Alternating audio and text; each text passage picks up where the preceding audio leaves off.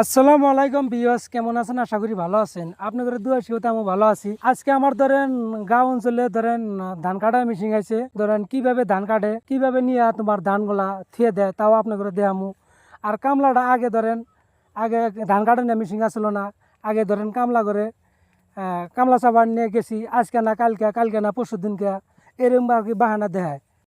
আর কামলাতে ধান কাটলি গেলে ভালো না মেশিনতে ধান কাটলি ভালো, আপনারা সবাই কমেন্টে জানাবেন।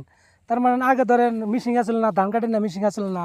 আগে ধরেন আমরা এইভাবে আডি বেরিয়েছি, আর ধরেন এইভাবে আমরা কাম করছি, অনেক মেহনত হয়েছে।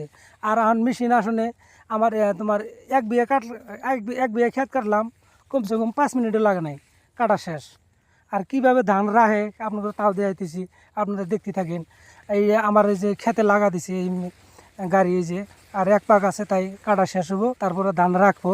আপনাদের দেখাইতেছি একটু যে দেখবেন আপনারা, এই যে কিভাবে রাখতেছে দেখেন, এই যে আপনাদের দেখাইতেছি। আর কামলা করে ধরেন হাতে পায়ে ধরেন আগে তেল মাহান নাগে, এরকম তেল মাহান নাগো না।